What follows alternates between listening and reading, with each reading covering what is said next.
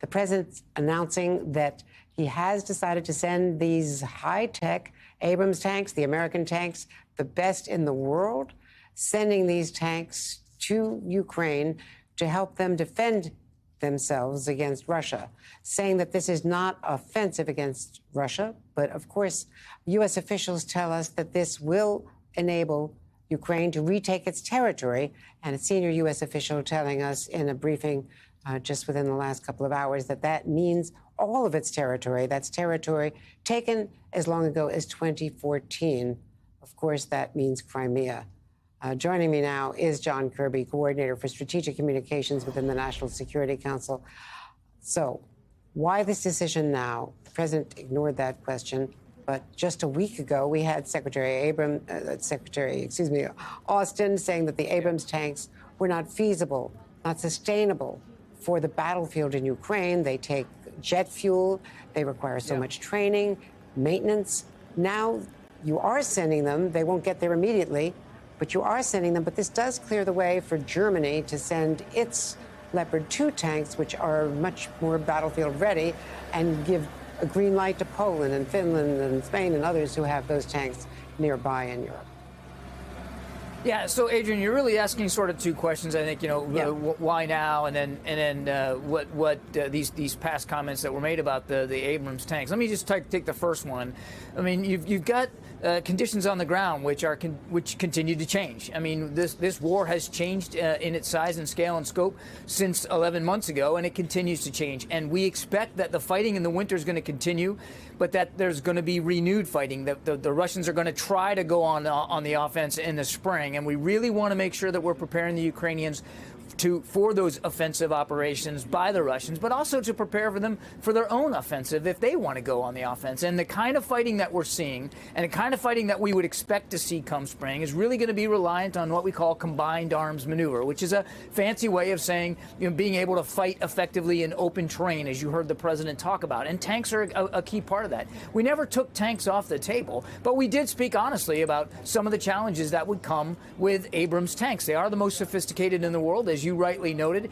They do require a pretty hefty supply chain. They're going to require some unique maintenance and operational requirements on the Ukrainians, which is why we want to make sure that we get them trained up. So that training is going to start very soon, and then the tanks will follow. But the idea is really to show we've got a long-term commitment to the kinds of fighting that we think the Ukrainians are going to be doing. There is actually now some reporting out of Ukraine that their defense minister is going to ask for F-16s. They've been asking for fighter jets for a long time. Is that the next step? We don't blame President Zelensky for continuing to seek advanced capabilities and systems. I mean, as the president noted, his country is under attack, an unprovoked attack. I don't have any announcements on other systems to speak to today, but we certainly understand that President Zelensky wants as much capability as possible. And as you point out, this has been a changing war, and you've made different decisions as the battlefield has changed. That's Let's right. talk about the goal here, because the president said that the goal was to be defensive, not offensive. But the goal is also, as you've acknowledged, to have the offensive capability to push back against Russia and to retake Russian territory. Explain what you mean by retake, I should say, Ukrainian territory that has been taken by Russia. Right, does that mean just the territory since February 24th of last year, or does that go back to 2014, including Crimea? From the very beginning, 11 months ago, and even beyond that, Andrea, we have always said, and our policy has always been, that we want Ukraine's internationally recognized borders to be observed by Russia. We want all of Ukraine's sovereignty and territorial integrity to be respected. And we want them to be able to have control over their territory again. Now, how and when they do that, at what size and scale and what timeline, that's really up to President Zelensky and his military leaders. We're not dictating that to him. Crimea is Ukraine. We do not recognize the illegal Russian annexation of Crimea. Quite frankly, we don't recognize any of the Russian-occupied territory in Ukraine as Russian territory. It is Ukrainian territory, and they have the right to reclaim that territory. But again, they also have the right to do it on their own terms and in their own timeline. How long will it take to get these tanks to Ukraine and to get the training and the supply chain, the fuel? So given that we're procuring new tanks for Ukraine, that's the process by which we're getting these to them. It's going to take many months before the tanks are actually ready to be transferred into Ukraine. But we're going to take great advantage of that time by getting the training for the Ukrainians started very soon. Now, the Pentagon is working through the timeline on that. I don't have a date on the calendar to predict when it's going to start, but it's going to start soon, and it's going to take some time as well to learn how to operate these tanks because they are so sophisticated, to how to maintain them, to keep them in the field when they break, and also to develop the logistics, the supply chain, as we were talking about earlier, to make sure that the parts can flow. And that's the other thing that the president announced today. We're going to be able to give Ukraine the parts to keep them going too, because they obviously don't have ability to manufacture that inside Ukraine. And again, the very complex system is going to require quite a bit of maintenance just to upkeep them. We've learned that just in our own army. And this is what I've been describing as sort of a high-stakes game of diplomatic chicken with Germany. The president had 2 calls that we know of with Chancellor Scholz. Just last week in Germany, the defense secretary, the Joint Chiefs chair, said that the Abrams were not compatible, were not sustainable on that battlefield. Now they are.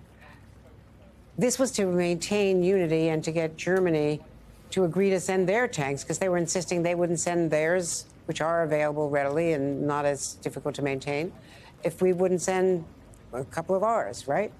I think what you see out of this decision today, and the president alluded to that in his remarks, is it shows how unified, how resolved the international community is, certainly the NATO alliance, but writ large, the international community. This shows that unity behind that. Every nation has to make these sovereign decisions for themselves. And we said all along, in fact, I think I mentioned this to you in recent weeks, that Germany's got to work through their own system. They got to work through their own process. They got to make their own decisions, just like every other nation.